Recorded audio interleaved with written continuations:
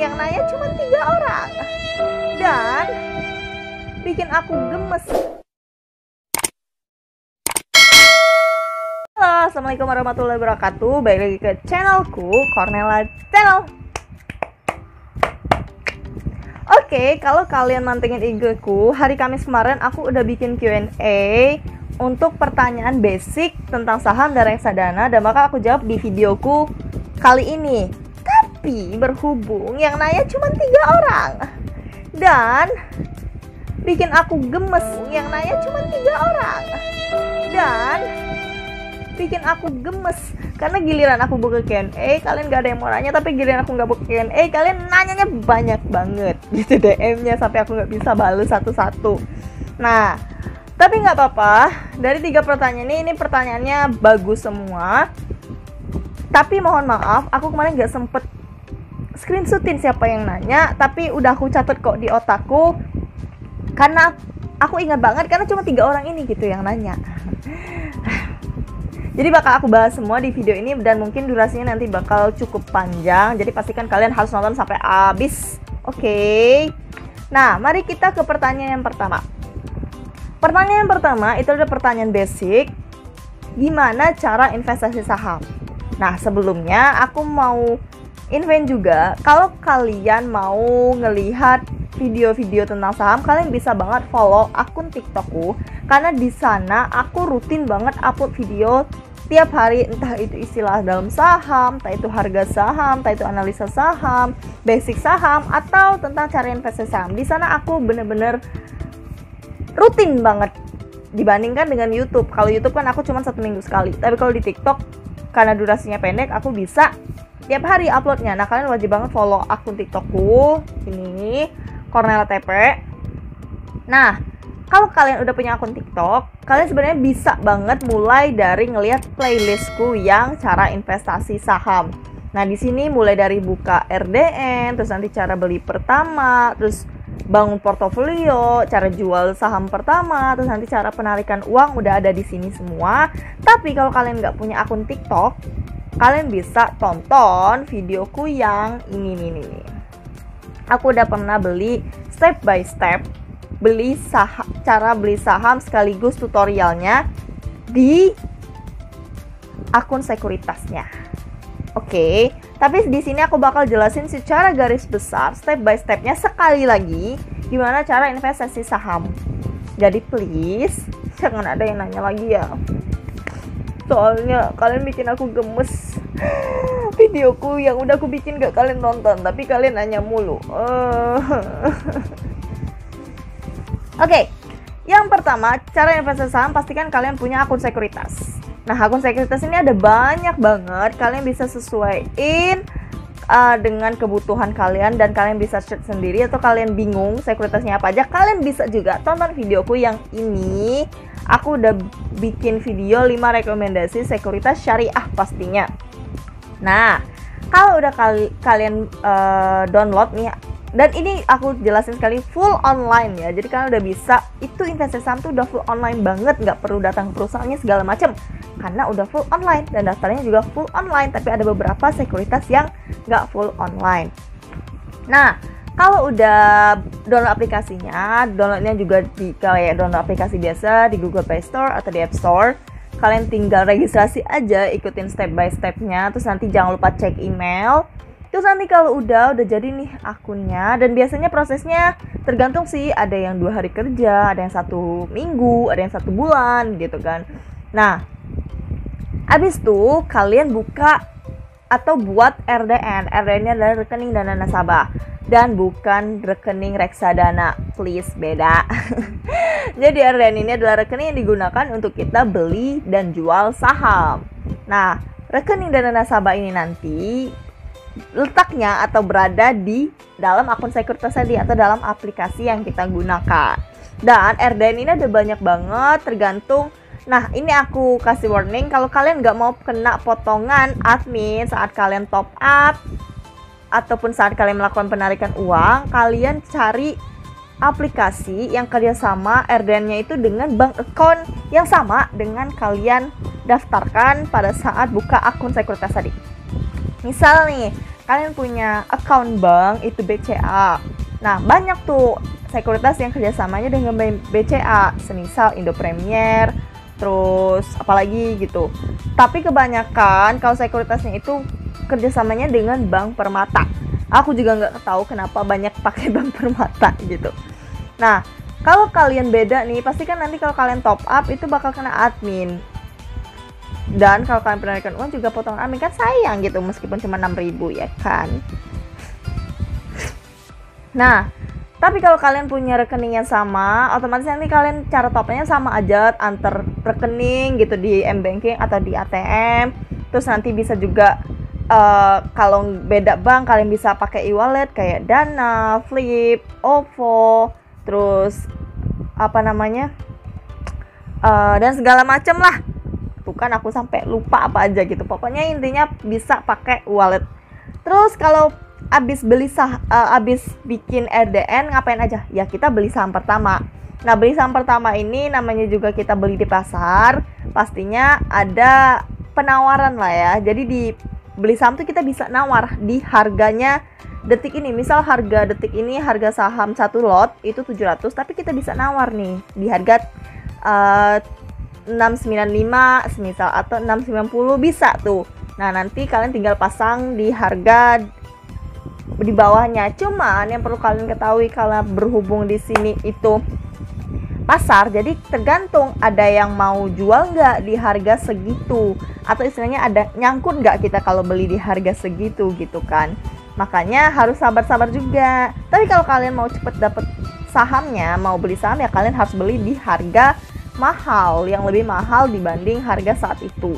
Jadi istilahnya tuh HK atau hajar kanan. HK hajar kanan itu apa? Kalian tonton aja di TikTokku istilah saham.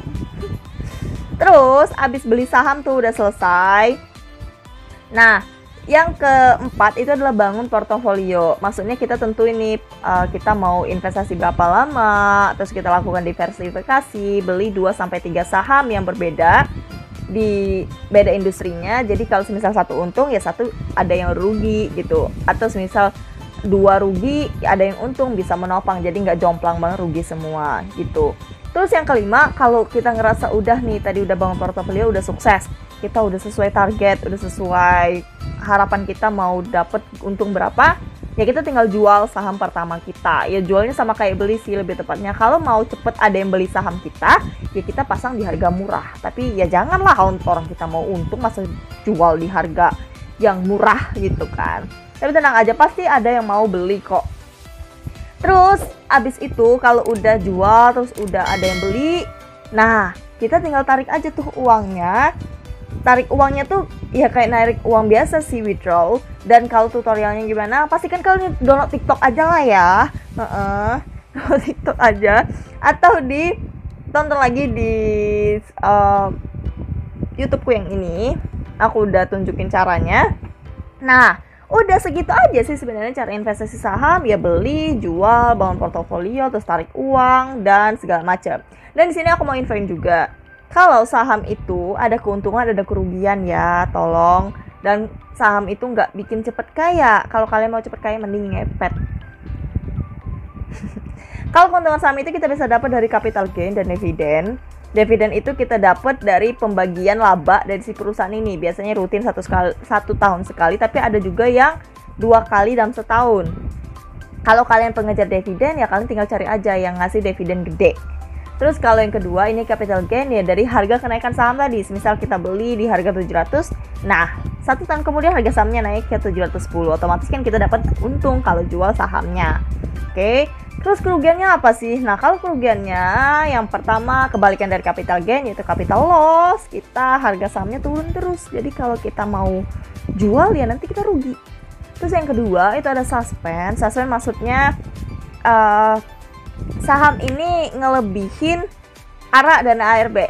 Nah, ARA dan ARB ini apa? ARA itu auto rejection atas, ARB auto rejection bawah. Jadi di saham itu ada batas kenaikan saham 1 hari, ada batas penurunan 1 hari.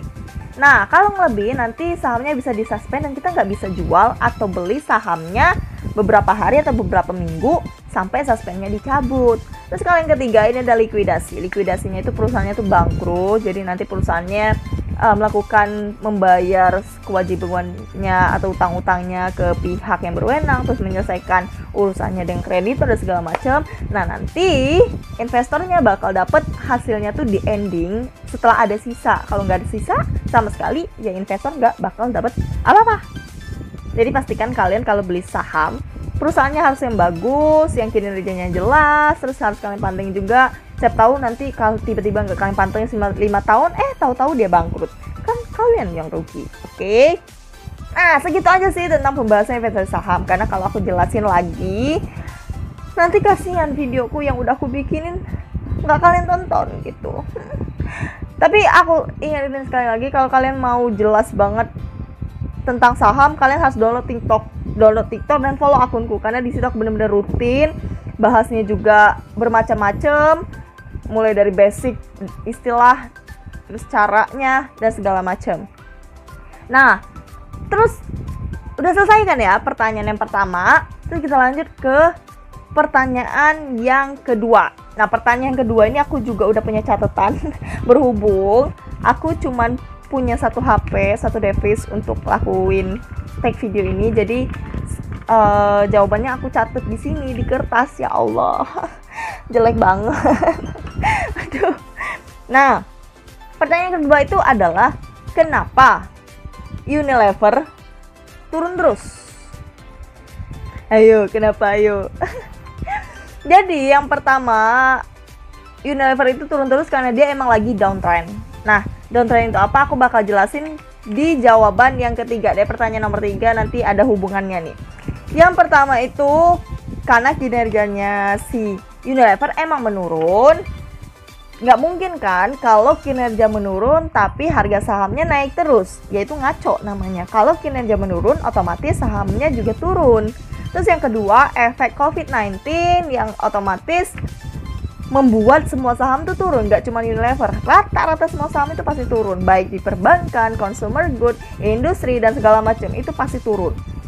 Terus yang ketiga, Unilever ini kalah saing dengan lokal brand. Nah, kita jelasin satu-satu. Yang pertama, kinerja menurunnya dari mana? Kita bisa lihat di laporan keuangannya. Kalian bisa download di www.idx.co.id. Di situ laporan keuangannya dan gimana cara laporan baca keuangannya. Aku juga udah pernah bikin videonya bedah laporan keuangan di Unilever yang ini.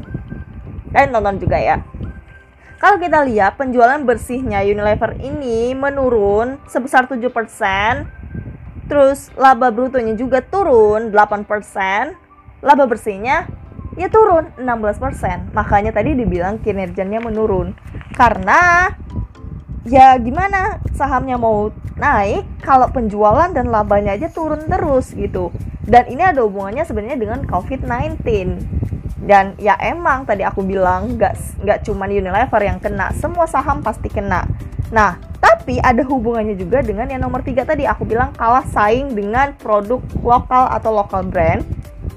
Yang mana kalau zaman dulu nih sebelum ada local brand, body care, face care dan segala macem, itu di kamar mandi, di kamar kita, di dapur atau dimanapun isi rumah kita tuh pasti ada produk Unilever. Bener gak sih? Nah, tapi sekarang di kamarku aja nih produknya tuh kayaknya udah gak ada lagi Unilever. Ada deh satu, cuman ada satu, dan sisanya ya lokal brand, baik body careku maupun face careku. Begitupun produk-produk yang ada di kamar mandi, nggak lagi cuman Unilever doang gitu. Makanya mempengaruhi tadi penjualannya. Ya kalah saing gimana ya, kalau Unilever nggak menciptakan produk baru yang bisa bersaing sebisa kayak body care, face care, ya otomatis dia bakal tetap kalah saing dengan produk lokal yang emang sesuai dengan kebutuhan orang-orang untuk glow up gitu. Karena tujuan orang sekarang tuh adalah untuk glow up. Dan produk Unilever adalah produk-produk yang zaman dulu banget lah bisa dibilang. Cuman itu aja produknya kan. Nah, terus kalau kita lihat valuasinya juga, si Unilever ini sebenarnya udah mahal banget. Udah golongan sultan lah ya kalau dilihat PBV dan PER-nya. PBV-nya aja dia udah 40 kali, 50 kali, terus PER-nya sampai 300 kali dan segala macam. Tapi itu sebenarnya sebanding dengan ROE-nya dia. ROE-nya dia itu udah 100%. Nah, kalau dibilang sebenarnya harga Unilever sekarang tuh udah murah, cuman karena dia lagi di posisi downtrend nih, ada kemungkinan kalau beli sekarang takutnya malah turun lagi gitu. Cuman kalau nggak beli nanti dia tiba-tiba naik gimana? Nah, makanya ini saatnya kita analisa sendiri gimana dan kapan beli Unilever yang tepat. Nah, gitu. Kalau kalian pribadi gimana? Tulis di kolom komen ya. Apakah menurut kalian harga Unilever sekarang itu udah murah dan wajib untuk beli karena PBV dan PL-nya juga udah turun? Atau belum? Atau harus nunggu lagi nih? Kalau menurut kalian gimana? Kalian wajib banget komen biar teman-teman yang lain bisa belajar. Nah, segitu aja pendapat dari aku. Intinya Unilever turun karena tadi yang pertama kinerja menurun, yang kedua efek COVID-19, terus yang ketiga kalah saing dengan lokal brand. Oke. Terus lanjut ke yang pertanyaan nomor 3. Nah, pertanyaan nomor 3 nanti bakal aku kasih tutorial. Enggak tutorial sih, tampilan juga. Jadi nggak mungkin aku jelasin dengan muka aku segini. Oke. Nah, pertanyaan nomor 3 adalah gimana cara analisa technical, atau ajarin cara analisa technical. Dan berhubung aku invent juga, aku bukan yang expert banget tentang analisa technical, karena aku juga belum belajar tentang candlestick, Fibonacci dan segala macam. Belum. Nah, tapi aku bakal jelasin analisa technical sederhana yang simple, cocok buat pemula, biar menambah knowledge juga, dan semoga ini bermanfaat. Oke, mari kita move. Di sini aku bakal nunjukin cara analisa simpelnya itu pakai RTA Business aja ya. Nah, kita buka dulu. Nah, kalau analisa technical itu simpelnya ada 3 cara ngelihat grafik atau trennya. Ada uptrend, ada downtrend, dan juga ada sideways. Mari kita lihat yang uptrend contohnya. Nah, ini kita klik, terus kita rotate. Nah, kita lihat grafiknya sudah muncul. Kalau uptrend itu adalah grafik yang naik atau konsisten naik terus. Nah, jadi kayak sudah muncul ini nih. Dia konsisten terus selama 5 tahun terakhir. Kita lihat dari 2017 harganya tuh sekitar 300-an. Tapi di tahun 2021 dia naik terus bahkan menyentuh harga 800-an. Nah, ini saham yang uptrend kayak gini itu adalah saham yang cocok untuk kita jadikan investasi, karena kan tujuan kita adalah jangka panjang. Kalau grafiknya aja konsisten naik terus kayak gini, ya pasti ke depannya kita bakal untung kayak gitu. Beda lagi kalau grafiknya downtrend. Aku ambil contoh lagi. Nah, aku ambil contoh untuk saham yang uptrend itu adalah Unilever, karena sebelumnya aku juga bahas Unilever di pertanyaan nomor 2. Kalau kita lihat, sebenarnya Unilever ini adalah saham yang konsisten naik atau sideways lah paling enggak. Nah, tapi dari tahun 2020 ke tahun 2021 dia mengalami downtrend. Tuh, kalau kita lihat dia turun terus. Nah, ini adalah salah satu jenis saham yang bisa dibilang lagi downtrend. Makanya saham yang kayak gini nggak cocok dijadikan investasi maupun trading. Karena saham yang kayak gini agak-agak mengerikan sebenarnya. Tapi ini aku contoh aja Unilever yang downtrend karena kebetulan emang lagi downtrend. Tapi kalau punya contoh lain nanti teman-teman komen aja saham apa aja sih yang lagi downtrend. Jadi kalau downtrend itu grafiknya turun terus atau merah. Nah, untuk saham yang sideways ini nih, saham aku ambil contoh saham Indofood. Jadi tuh dia emang menyamping terus nih. Jadi dia tuh sebenarnya konsisten, cuman kan karena tujuan kita adalah investasi untuk menghasilkan cuan lah, menghasilkan untung. Kalau grafiknya kayak gini, kita susah untuk mendapatkan untung secara jangka panjang. Karena emang trennya dia tuh trennya lurus aja gitu, dia berada di jalan yang benar gitu, nggak kayak saham yang lain bergerak ke atas ataupun turun lah, dia malah lurus aja lah intinya. Tuh grafiknya nggak jauh-jauh beda gitu, dari tahun 2017 ya naik turun naik turun naik turun, cuman perbedaannya tuh dikit banget gitu. Kalau saham yang lain 5 tahun terakhir itu bisa naiknya drastis, bisa turun drastis. Tapi kalau saham sideways kayak gini, ya gini aja. Jadi terserah kalian sih sukanya saham yang mana. Tapi kalau aku prefer ya pasti kita pilih saham yang uptrend kan, yang grafiknya naik terus, yang hijau terus, karena tujuan kita adalah jangka panjang. Gitu aja sih sebenarnya kalau untuk analisa saham teknikal secara simpel untuk pemula. Sekali lagi ini untuk pemula. Bagi suhu-suhu yang merasa udah jago Fibonacci, candlestick dan segala macam, tidak dipersilahkan untuk menonton ini. Oke? Nah, segitu aja video dari aku kali ini. Semoga bermanfaat. Dan ini durasinya panjang banget. Aduh, aku ngeditnya lama ini. Oke, terima kasih atas pertanyaan teman-teman. Dan kalau next aku bikin Q&A lagi, please nanya dong, say. Jangan dianggurin dong aku. Kalian giliran aku nggak bikin Q&A, kalian nanya mulu. Tapi giliran aku bikin Q&A, kenapa nggak ada yang nanya? Oke? Kalian harus nanya. Dan kalian wajib banget follow IG ku biar kalian gak ketinggalan kalau aku bikin Q&A. Oke?